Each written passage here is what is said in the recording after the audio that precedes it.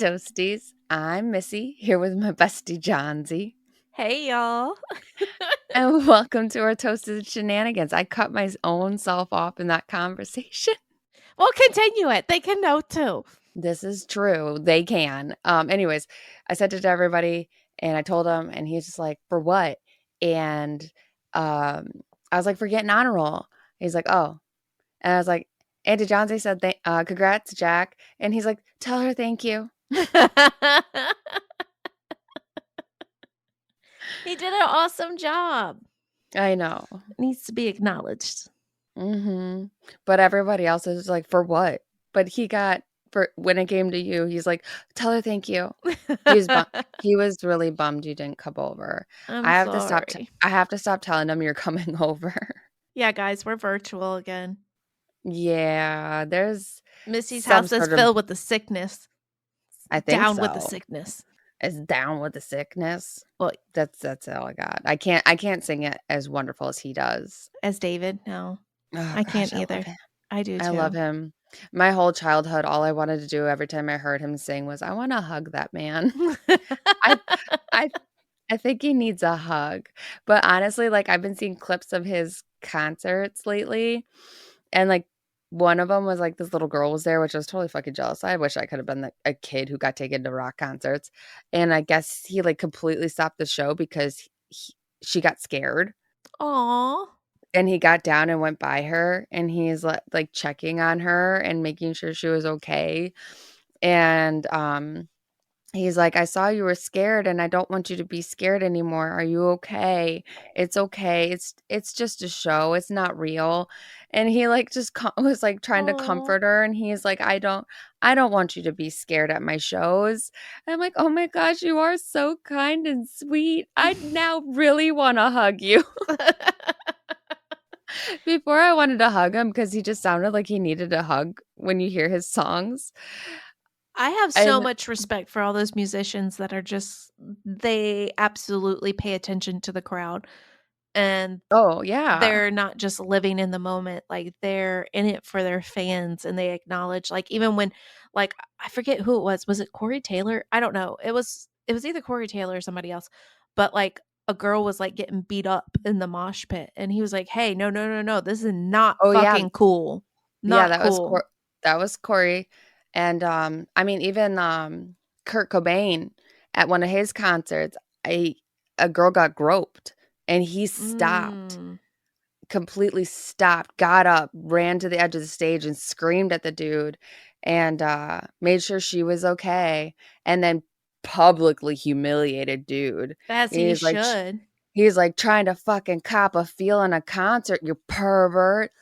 And like, I guess the dude was shamed because then everybody's like pointing and laughing at it. Like, the whole stage was pointing and laughing at him. Like, by the way, that reminds me, sorry, not to cut you off because I totally just did, but that needs to be another podcast episode, and I think the Toasties will agree. It was one of my 9th grade history reports, and I got to stand up in the front of the class because he said we could pick anybody in history that was dead, and we needed to present a case as to why their death was wrongly accused. Yeah, that was a good one. Tell me about that one. We need to address that. I think we do. Except you need to do it this time. I do, though, want to make a small shout out. It's a belated congratulations, though, to the wonderful 90s couple. Tony Hawk's son and Kurt Cobain's daughter are married. Nuh-uh. Uh-huh. Oh, that's so awesome. That is the most 90s royalty marriage. Congratulations. Congratulations, guys. That's a fucking amazing. I loved that. I loved hearing that news. I saw that they were dating, and then I found out they got married. Oh, that makes my heart warm. I know. Anyways. Back to the podcast. Sorry, y'all. What you drinking? Moscato. Okay, that's fine. I'm drinking something comfortable too right now. I'm back to my hazy little thing IPA. Yeah, you are. I saw your can. You know, I was listening back at some of our, like, re-listening to some of our older episodes, and you were talking about one of the beers you were drinking and just the cute cans thing, and that's how you decide to pick your. I mean, Toasties, you all should know by now that John C picks her beers based off the can. Mm-hmm. If it's a cute can, she's gonna drink it. Yep. She might not like it, But she I'm might gonna love try it, it. but she's gonna try it just because that can is cute as shit. And do you like save them, the cans? I don't, Because because there's some cans you've been talking about in some of the episodes that you're just like, I fucking love this can. I really should create a You should collection, but I start. don't have any room for it with all the other stuff I collect. I've got the pops, the dead things, the books. Oh my god, the books! I could open up my own library with all the books. Speaking dead things, how's your jar? I haven't created my jar. Just so everybody's aware, my cutest little nephew, he colored a picture of a raccoon and Just the head. just the It's head, like a face of a raccoon. and he cut it out for me and he gave it to me so I could put it with a collection of my other heads. And I You am trying to figure out a way where I can laminate it or something so I can put it in a jar with water and put it up there with all the rest of my other collection of heads so I can display it because I am extremely proud of it. and by head she means animal heads, you guys, not people heads. They I didn't kill them. They died humanely. It's I just mean, it's just something I purchase, something that makes me happy. she collects dead things, guys. Yeah, I do. But yes, my son colored a picture of a raccoon head and gave it to her and said that she can have it to put in a jar with water, so he to add to the collection of dead heads. And I told him not to say that at school. So we're just telling the world. He was very proud. He was very proud and is so excited to do this for her. I was proud of him. I thought it I was didn't even know he did adorable. that for you, so that's even more cute. Okay. Any anyways, what are we talking about here? Let's get off All right. deadhead conversations and other random shenanigans. What shenanigans are we speaking So of today? last week we talked about Shannon Gilbert Oh gosh, and that her that episode disappearance. pissed me off. Well, this one might not be any better. Oh, Um, lovely. but I told you guys I would come back because eventually this is going to tie somewhere to the Long Island serial killer, supposedly. Um, so I'm going to just do a brief recap where we left off last time because I know there's some slackers out there that didn't go back and listen to the last episode. Go back and listen, you dick waffles. What she said. Dick waffles. I'm going to use that. Have you never heard that before? Not maybe. Not really. No. Oh, well, I say it all the time. Like it sounds familiar, but right now it just resonated. But that's a whole nother story. Anyways, so December 10th, 2010, months after Shannon's disappearance, as we remember, an officer was doing some training exercises with his dog along Gilgo Beach in Long Island. He had been conducting these training exercises here and over the course of weeks, but he never expected to find anything. But he thought there was no harm in trying to attempt and, to see what came along. But his dog, Blue, did get a hit on Gilgo Beach on that particular day, and authorities were brought out to conduct additional searches, and 2 days later, they discovered the remains of 4 women. The 4 victims that were found were Megan Waterman, Melissa Bartholomew, so I don't destroy it this time, Amber Costello, and Maureen Barnes.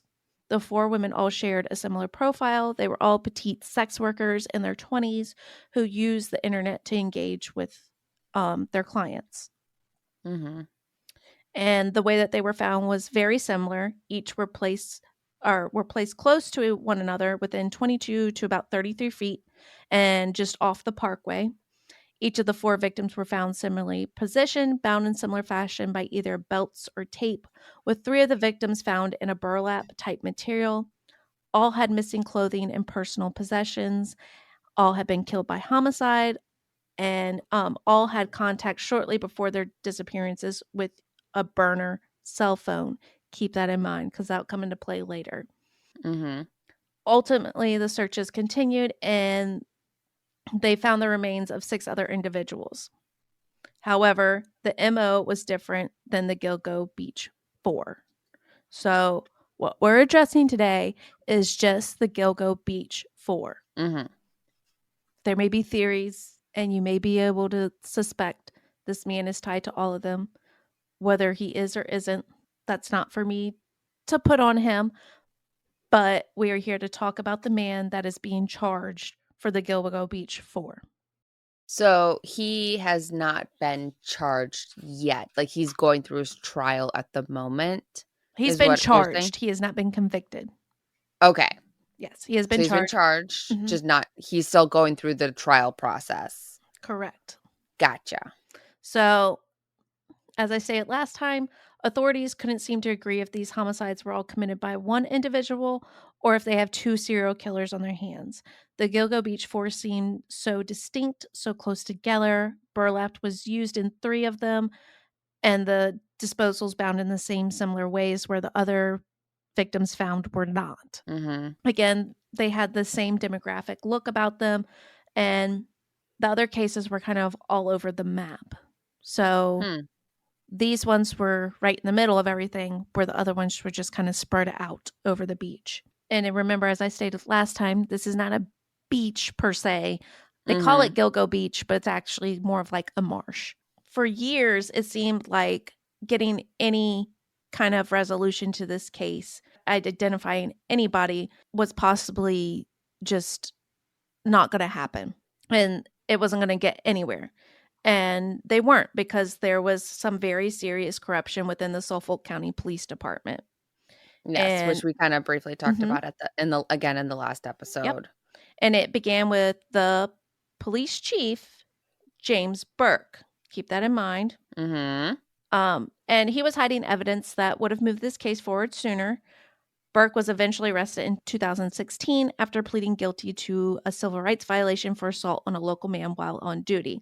Now, I'll Hmm. go into a little bit of detail on that right now. Ultimately, he was arrested because some dude who was addicted to, I believe, heroin, if I remember correctly, had Mm-hmm. stole his sex toys.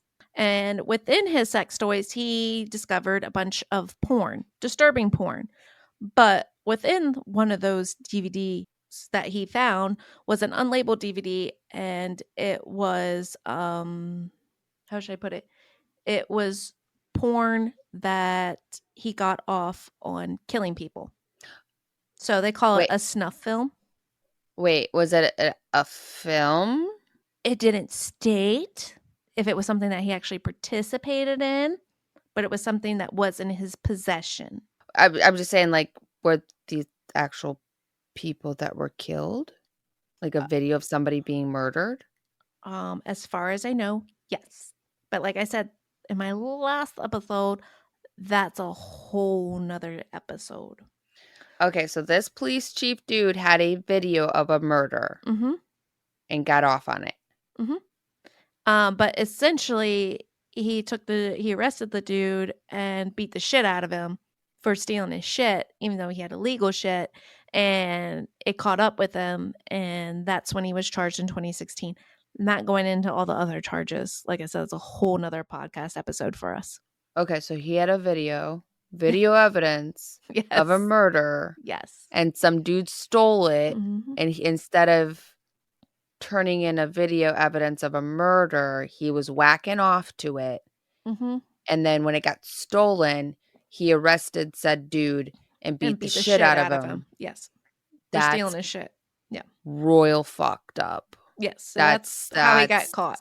okay, Like carry I on. said, whole nother episode. Yeah, that is. But That's disgusting. if you Way to go to New remember, York. oh God, don't even want to go into New York right now. But if you remember, in addition to Burke, the New York Times reported that longstanding DA went down too, because apparently the two were in cahoots, and he covered for Burke along with the top anti-corruption prosecutor. So at this point, Toasties, you are all caught up, and this is where our current story begins. Okay. Okay. So, January 2002, after removing the corruption in the Suffolk County Police Department, the DA's office put together a task force comprising of investigators, analysts, and prosecutors to work jointly with law enforcement partners from the Suffolk County Police Department. They also worked with the FBI. So, again, this was who Burke was keeping out of the situation. He did not want the FBI's help. Of course not. But now we have the FBI's help. And remember, it's only 2022. Of course, we don't have any new evidence, but they used everything that they did have. And lo and behold, things start to turn. So the corruption that came out of this police department halted this investigation, of course. This suspect could have ultimately been charged back in probably about 2010 or 2011. Mm-hmm. But it took exposing James Burke to get here today. That's Jeez. how much he had hidden under the rug. Wait, was this video of the murder of one of these girls? It was not of one of these girls. Okay. I have not delved into that case fully, so I feel a little uncomfortable speaking about it. I just know Right, you don't bits wanna and speak of something you don't pieces. know. Yeah. But I do know he was hiding quite a bit of this information. I'm not quite sure as to why yet, because a lot of this evidence is still hidden because, again, this has not reached trial yet. Right, right. So, hiding what in the information of these girls? The girl, all of them that were discovered on Gilgo Beach, not just the Gilgo Beach 4, but He all of knew them. about all of them? Yeah, he was the police chief. He knew about all of them. He knew those people were there that whole time and didn't tell nobody. Well, maybe that he didn't know that they were there the whole time, but once they were discovered, he didn't really do his duties to investigate it, and he kept the FBI out of the investigation. But why?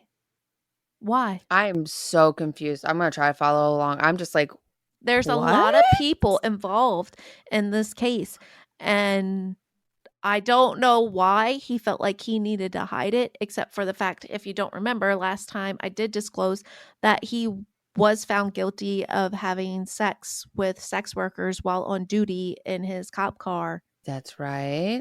So there's a whole nother backstory there. But again, a lot of that evidence is not out yet. Okay. I'm gonna try to follow along. There is a lot of moving pieces in this. Okay, carry on, Yes, please. there is. Especially since this is technically an ongoing trial, you said. Correct. And remember, we're not talking about James Burke. Yes, he fucked up royally. And had it not been for him, we would have known who done this, but it almost seems like he was protecting somebody. But anyways, so they cleaned house and they started reviewing the cases. And there was a significant lead in Amber Costello's disappearance, the last Hmm. victim that disappeared out of the 4. Okay. Okay. So before she was abducted and killed, it's assumed that Amber had someone that she knew had an interaction with her killer. So it wasn't just her, it was her and somebody else. Mm-hmm. But ultimately, she had this MO that she was known to use where she would try and trick clients out of money. She had a heroin addiction. So any way to get easy money is what she kind of, did. But basically, she would collect her fee. A man working with her would barge in, acting like a mad, crazy boyfriend, and usually scare off her client. Mm-hmm. And of course, they wouldn't follow up because, it's illegal and she's already got her money, so she doesn't have to worry about it. Mm. But just this one time, though. So, according to a witness, on September 1st, 2010, a client showed up at Amber's residence located in West Babylon, New York. After the client entered the home, a ruse was executed on the client where a person pretended to be the outraged boyfriend of Amber, and the client left the residence while Amber retained the money on the client had brought to pay for her services. Mm-hmm. On September 2nd, after the ruse, a burner cell phone sent a text message to Amber's phone stating, "That was not nice. So do I get a credit for next time?" Mm. According to the witness, later the next day on September 2nd, 2010, Amber was again contacted by the same client that was in the house the night before. Mm-hmm. According to the witness, Amber had told them that the client wanted to see her again, but he didn't want to come back to the house because of her boyfriend. So, Amber left her cell phone behind, walked out the front door of the residence, and she was never seen again. Why would she leave her cell phone? I don't know. I guess she had that much faith in this client. I don't know if it's somebody she was seeing regularly or what the situation was, but this is what the witness stated. And no, I don't have a name because, like I said, this is still in trial. Right, right, This right, is right. all just from So affidavits. would this witness would be, I'm assuming, the person pretending to be the boyfriend? That's what I'm going to I'm assume. I'm because that's the only person who. She did have a roommate. So I don't know if it could have been Oh, the roommate. It could have been the roommate and the guy that pretended to be like a boyfriend. It didn't state. mhm. Okay.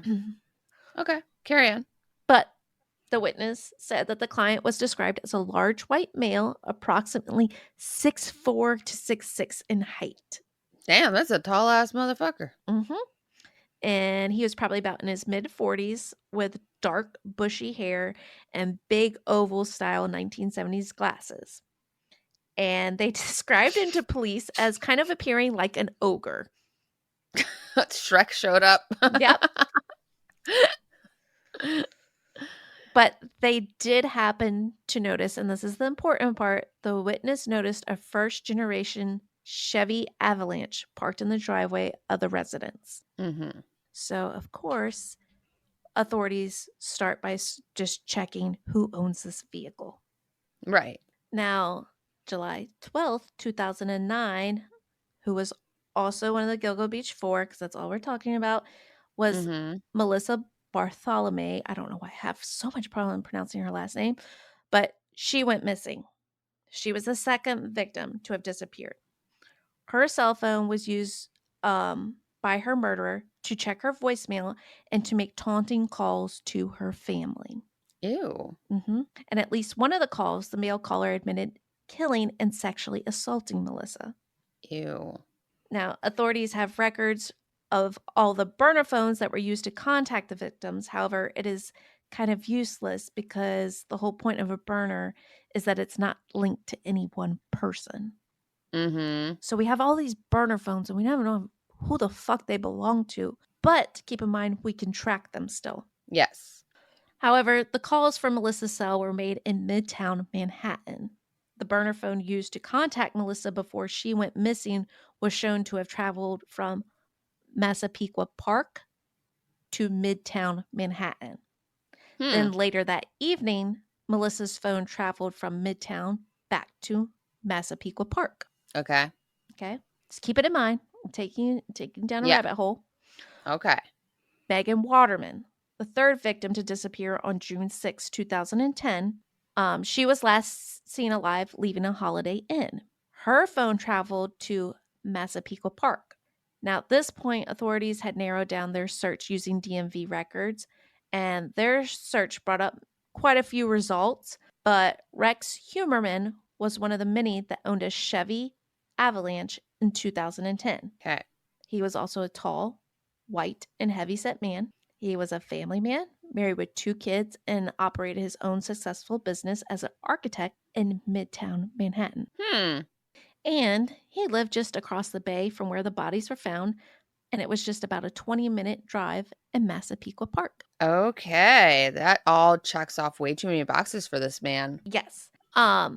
So fun fact, Sean was born, my fiance was born in Long Island, and I don't know why I have to bring this up, but I just have to. He actually said, like hearing him talk about how close these two distances were, it was not Mhm. that far.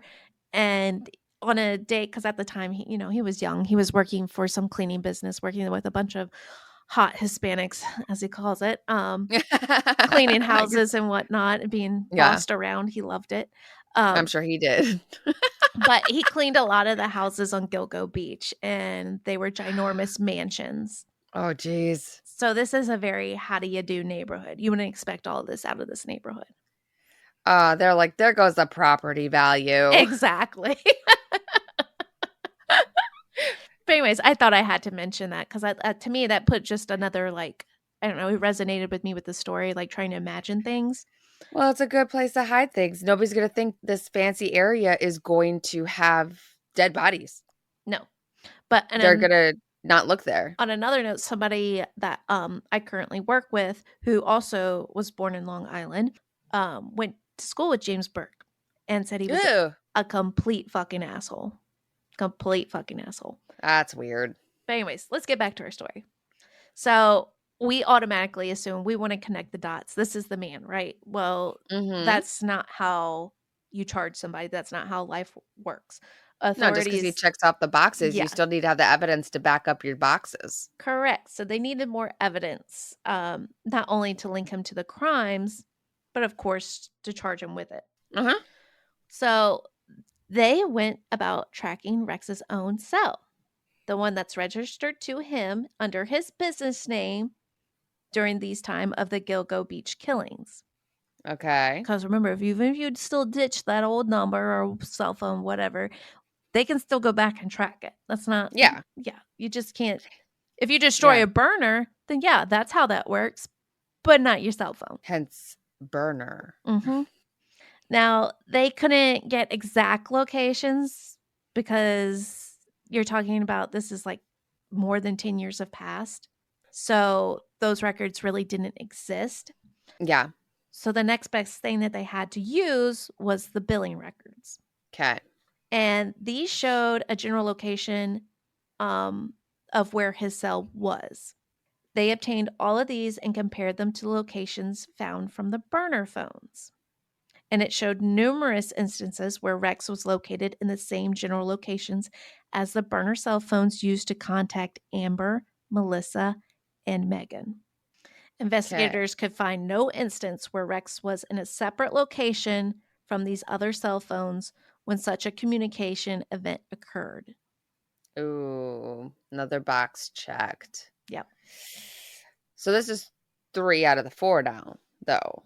Correct. But let me take you on this journey. So, for Okay. example, on July 12th, 2009, the last day Melissa was seen alive, Mhm. both the burner phone and Rex's phone were in the area of Massapequa and traveled together towards New York City. Together. Mm-hmm. Got it. Also, both Melissa's phone and Rex's phone traveled eastbound toward Massapequa. So, on 2 consecutive Mm, bases. yeah. On July 14th, 2009, at approximately 7:15 p.m., cell site records indicate the burner phone used to contact Melissa prior to her disappearance had activity in Manhattan. Mm. On the same date, between approximately 6:58 and 7:22 p.m., billing records from Rex's cell phone had also showed locations in New York City. Mhm. So his phone's matching everything. Oh, no. On July 17th, 2009, at approximately 12:40 p.m., a male caller used Melissa's phone to contact her family. Her phone was located in New York City at the time, attached to a cell tower at 4 Penn Plaza, which is at approximately half a mile from Rex's then office space. Mm. Sketch. So obviously, still, we can't just arrest the man. We need more. So authorities went to obtain Rex's American Express records. Oh, This showed a charge to Google Play for tender. for tender. Mm-hmm. So, So wait, how are they able to get these records without because oh, like, they still are able to subpoena a warrant based on the evidence they already have. They don't have enough as of without contacting him? Yes, they don't have enough Oh, evidence to charge him with these crimes, okay. but they do have enough evidence to subpoena a warrant because of what they can Oh, already right. prove. Gotcha, because he checked out all of those other Mm-hmm. boxes. Cool. Okay, okay. I was like, "Wait a second. Did So, he know they were doing this?" Okay. no, not yet. So Jeez Louise. now they go to tender, and with subpoena in hand, they ask for the billing information. What they discovered was a profile for someone named Andrew Roberts. And here's a fun fact: Andrew is Rex's middle name. Oh. Mhm. And that account was linked to a known burner phone number ending in 1697 and the email springfieldman9 at AOL.com, Hey, well. which, of course, they found out because, again, everything's linked to something, y'all. whether you just accept terms or anything, they can track it, they can find it. Oh, yeah. They found out from AOL that email was established January 15th, 2011. And Oh, it's pretty recent. the email was registered to the name John Springfield and another burner phone ending in 2671. Are you still following Hmm. me? Or have I Kind of. lost you? Yeah, kind of. I'll catch up. It's Carry going to on. tie all together, I I promise. believe it. Now, in addition to the burner phone ending in 2671, um, that's the one that we just found out that had been accessing that email. Mm-hmm. They also have Verizon records that show Rex used his own cell phone to access the email in December of 2022. So he used his phone to access the burner email, basically? Yes, yes. Oh, And a God. decade later. A decade Oh, later. no. Okay. Oh, all right. Sorry. I need to sip real quick before I head into this next part. Mm. Drink break, everybody. Come on. Yep. Get your babbies. Get your Waters. favorite beverage, whatever it is. Take a sippy sip. Yep. I'm sure I've said a million times by now. So as I do it again, a search a search warrant conducted on the fake email account further revealed selfies that appear to have been taken by Rex himself. And they found out that he was soliciting these selfies to arrange for sex. So pictures of him are in This fake email that's the tied to the burner burner that he the logged in burner onto his email. own cell phone. Okay, I think they finally have got their stuff to get him, huh? Not quite yet. Oh gosh, they keep digging for more. They have Okay. to. Because you They wanna never know make sh any kind of loophole the authority or lawyers can get through. They're going to fucking use. Yeah, that's true. So authorities then wanted to see if these two burner numbers were linked to anything else on the internet. Mhm. So that's the next step. So they served a subpoena to Google, which surfaced two more fake emails. Okay. One of them's like hunter something at gmail.com. And we already know about the Springfield one, but it was set as the recovery email for this new one. Mm. And then, so when the user accepted the terms and conditions for creating this new email, and this is what I'm telling y'all, it logged the IP address for where it accepted. And it was Rex's house. Oh, read them details, guys. You gotta read them details. Yep. And This then is why it takes me forever to get my paperwork done in doctor's offices and everywhere else. I read all the make details. sure you go through and you read it because they will have access to everything after you click accept. Yeah. So there was another email that they found. And this one was also linked to 2671 burner. This email was used to conduct thousands of searches related to sex work, sadistic torture related pornography, Ew. and child pornography. Ew. Pass. Goodbye. Nope. Nope. Okay, carry on. Nope. Gross. So not only did he make those searches, but then there were other searches that are definitely not saying that these other ones weren't red flags, but these were red flags to the circumstances. But those He others, has kids. these other Nasty. searches were about the Long Island serial killer. Wait, he was searching on it? Because he's a Oh, that's fucking idiot. typical serial killer wanting to know how the media feels about them. So That is I have his searches. I didn't list all of them, but I list the ones that I thought were were interesting. relevant. Yeah. Yes. So one was, why would law enforcement not trace the calls made by the Long Island serial killer? I don't know. Why wouldn't they? Long Island serial killer update 2022. seems like he got really suspicious around this time. Something must have happened with Burke where he kind of felt a little suspicious. Just throwing my own opinion out there, y'all. Not saying that he had any ties in it, just saying it's a possibility. But Uh-huh. he also searched 8 terrifying active serial killers we can't find. He also searched Megan Waterman, Melissa Barthelemy, or whatever how you say her name. I'm so sorry. Maureen Barnes, and then he even Googled some of the victims' families' names. Ew. Hmm. How would he know them? As I Well, guess he at was this calling point, them. this is true. That's creepy. So the email account was also used to search for a number of podcasts and documentaries regarding this investigation too as well. Ew. That's creepy. Too bad we didn't do this sooner. I guess. Um, but he also searched for images depicting the murder victims and members of their immediate families, which is very disturbing. That It is, almost seems like a trophy to me. yes, that's very trophy-esque, which is like I said, that there is very like we've talked about a few of our serial killers, and I know many people have talked, read other ones. Either they have trophies, or there was a few that they loved being in the media and being talked about. Mm-hmm. Was it Zodiac who would send the taunting Mm-hmm. letters? Um, I mean, So it almost puts even Dahlia. into my head though, because remember, torsos were found not on the beach.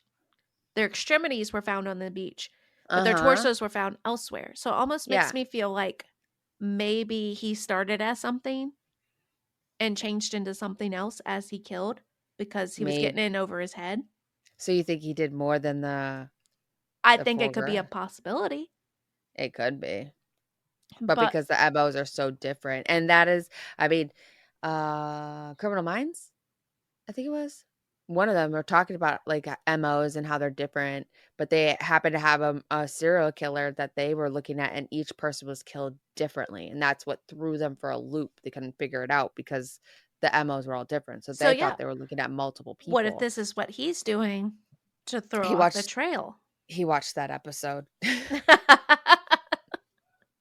I mean, um, dude likes to do his research. well, yes, because he also researched that he was viewing articles concerning who was investigating him as far as the Suffolk Police Department and the FBI and whatnot, what task force was put together. Mm. So yes. That's also like the West Memphis 3 when there was a certain somebody who was very closely watching that case Mm-hmm. happen. Yep, exactly. But get this, okay? So those two phones, the burners ending in 2671 and Mhm. 1697, Mhm. were still being used to contact sex workers in 2023. Oh shit, that's just last year, guys. Mm-hmm. So this Oh is damn. all while authorities are still surveilling him too. And he's Mhm. still using these old burner phones. Like he's not using a burner phone as how they are supposed to be used. He's Dude, cute. you make tons of money. You are an architect. You could at least buy a new burner phone. But thank God you did not, because then, things wouldn't be where they are today. We wouldn't be having the conversation. So, authorities actually have surveillance footage of Rex going into a cell phone store on May 19th, 2023 to add more minutes to one of these phones. He's not he he kind of is reminding me of like Jerry, the shoe killer. I could Like see that. I could see that. like he's giving me shoe fetish vibes. He's ridiculous. Oh gosh. Okay. So, again, So again, are we ever gonna get to the fourth one? no. Um Oh, okay. we still need more evidence to move forward. Oh. Yes. So, what we don't know that has now been released, that hairs have been found on the Gilgo Beach victims. Oh. hairs that didn't belong to the victims themselves. Okay. So Maureen was restrained with 3 leather belts. It Damn, she was must have been a fighter. evidently in one of them there was a hair recovered in the belt buckle, and it was a female hair, but it Oh. was not hers. Mm. Megan had also been bound, but not with belts. It was with some kind of tape, and on it was 2 female hairs, but it was not hers. The tape that had bound Amber also had female hair attached to it. That was not hers. So, of course, all of those hairs that were found on the 3 victims were sent to the lab, and they all belonged to the same woman. Mm? Mm-hmm. Oh, is his wife in on it? So, of course, we need to find out who is this woman that we don't know about. Um, so authorities, sneaky, they had an undercover detective collect bottles thrown away outside of Rex's home. 7 months later, the lab concluded that the DNA from the bottles taken from Rex's home indicated that a woman living inside that home was the same woman that the hairs belonged to. His wife's in on it. The authorities did believe that the hairs belonged to Rex's wife. Now, so we need to find out if she's a suspect. So they began looking at travel records for the family, and investigators did find that at the time of Megan and Amber's murder, Rex's wife was out of town and could not have participated. Oh, thank the good Lord. And she likely didn't know about the double life that her husband was living. And this was just simply that she shared a residence with him and that those hairs were transferred, kind of like the West Memphis 3, where we found that other stuff was Mm-hmm. transferred. Same kind of situation. Okay. So, at the bottom of the burlap that Megan was wrapped in, there was a single male hair found. And on January 26, 2003, they had another undercover detective follow Rex. And when he threw out a pizza box in Manhattan, they collected it and swabbed the crust for DNA. Mm-hmm. June 12th, 2023, the results were in, and 99.9%, 6% of the North American population could be ruled out as the member of the contributor of the hair. And based on Rex's DNA from the pizza crust, he could not be excluded. That was verbatim the results. Okay. So, that being said, that's the evidence they needed. They placed his DNA on the site, Yep. essentially. Ju- Okay. July 13th, 2003, in Manhattan, he was charged with 3 of the victims' murders. Wow, that was not that long ago. It was only until January 16th, 2023, Rex was charged with Maureen's murder. That was just a few days ago. Um, Now, there isn't enough evidence yet that we know of to tie him to any of the other victims found on Gilgo Beach or with Shannon's murder. Because he didn't do that one. However, just recently, an unnamed woman did submit an affidavit stating that she attended a scandalous party. It was quite the event. Oh. I'm not going into details, but where she did meet Rex Heuermann and James Burt in the same location. Hmm. So, if you guys remember me talking about attorney John Ray, who is working for Shannon's family, he has now taken upon himself to work for all of the victims' families. But attorney John Ray, representing the victims' families, has just recently announced that this past Monday, so that we're recording on February 2nd, it was just this past Monday. Oh, shit. What was that, the 29th? Something like that, yeah. January 29th. He has Okay. just recently announced that he has plans to unveil new evidence connecting Rex Heuermann, the suspected Long Island serial killer, to previous undisclosed victims, The release of new evidence is expected to take place during a 4-hour event at St. John's University in Queens, New York. Speaking with News Nation, Ray emphasized the significance of the evidence he claims will link Heuermann to additional victims who have not been previously identified. So we might finally know who the toddler is, who Peaches is, who the Asian male is. Mm. And of course, as always, as we find out more with this case, we will keep y'all involved. But that is what I have to leave y'all with. No! That I is mean, that it. makes sense. That was the That is latest it. that was given out on the That was freaking as of Monday. Monday. So y'all are Golly. all caught up. Wow. He really, like I said, he gave me like the Jerry Brutos vibes because he was not smart. No, not at all. I He mean thought he was. That was his I mean, problem. he kind of was, being the fact that this started how long ago, but it really he It wasn't. wasn't up to him. It was James Burke. James Burke held up the situation. And then they're caught at a party together.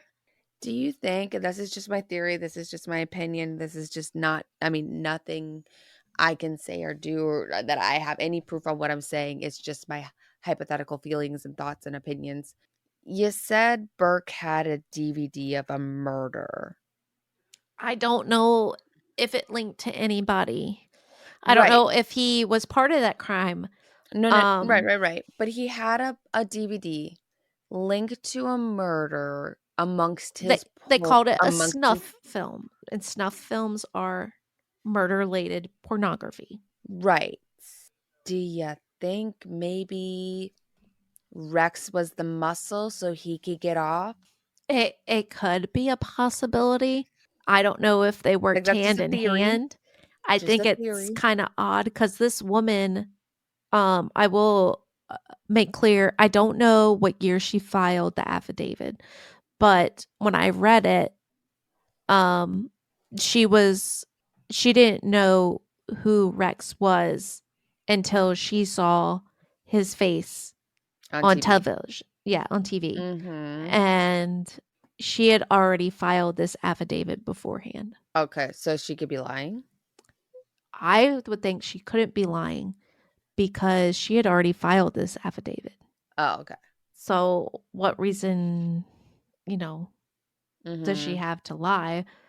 But I don't I know if mean, she's trying to connect the two, but things are definitely suspicious with everything that went on between the police department and all how sloppy he was, and it wasn't caught until now because we cleaned the house. Like, things are uh starting to add up. right. So, I don't think she's lying. Right. Okay. Well, I mean, I do know that there's kink communities. So those two, I mean, obviously he was a crook. I'm not saying anything, but they might not be linked together per se. It just happens to be that was his kink. Rex lived the kink. You know what I'm saying? Like, people might like to watch, like you said, the snuff stuff, and he might have just, like, actually found a legit video and it's like, "Hey, this is real deal, not bait." It could have given him some kind they could have been working together. It does kind of feel like he was protecting him in some kind of sort of way. I know ultimately he still was protecting himself because he was doing a lot of shit that was wrong on duty. Again, that's another case we would have to dive into. Burke? Mhm. I mean, it sounds like it honestly sounds like it has to be almost because there's gotta be a reason. Now is his stuff all done? Is his trial all finished? Um, I'm not 100% sure. I know he was arrested in 2016 and of course convicted. He's no longer on the police force. Well, Um, obviously. but I don't know if there were any other charges or if there's still pending charges that they're Okay. waiting to release due to this case. You know what? Because Let's just make this is a fucking series, guys. It was an unintentional. You gotta come back for Burke.